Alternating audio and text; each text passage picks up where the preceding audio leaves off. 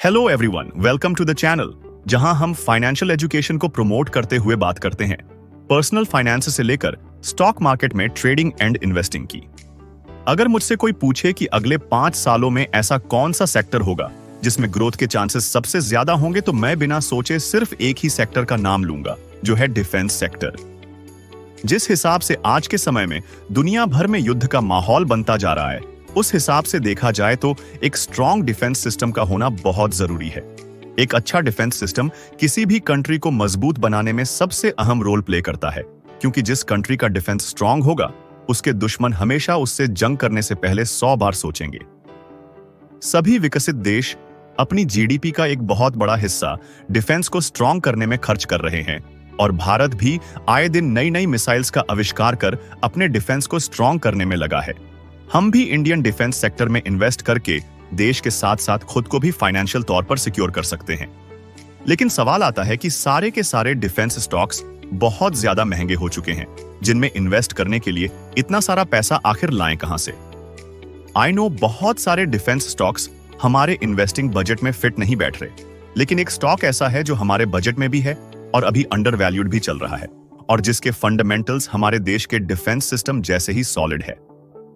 Share का नाम बताने से पहले मैं आप सभी से अनुरोध करता हूं कि अगर आप चैनल पर पहली बार आए हैं तो इसे सब्सक्राइब कर ले, ताकि आपसे कोई भी इंपॉर्टेंट अपडेट मिस ना हो जाए।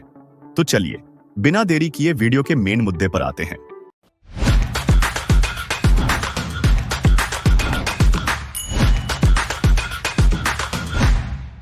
मैं जिस कंपनी की बात कर रहा हूं उसका नाम है भारत इलेक्ट्रॉनिक्स लिमिटेड।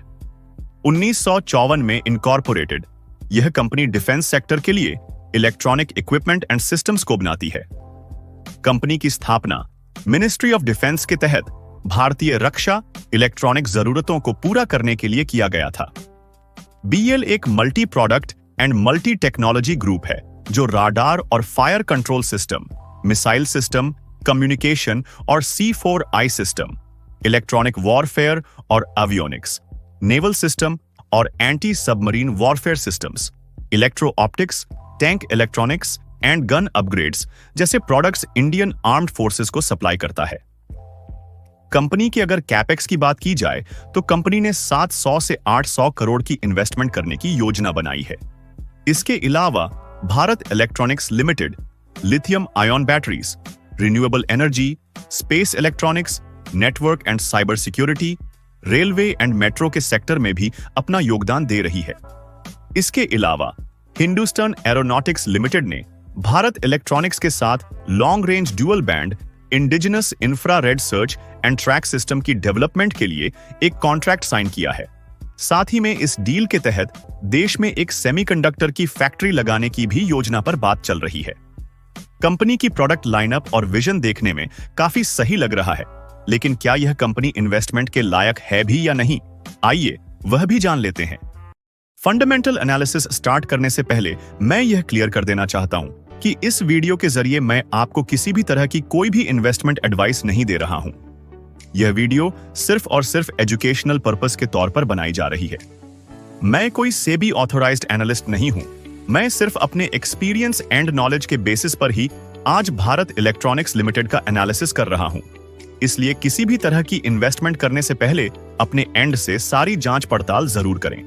तो चलिए अब अपनी मेन चर्चा को शुरू करते हैं।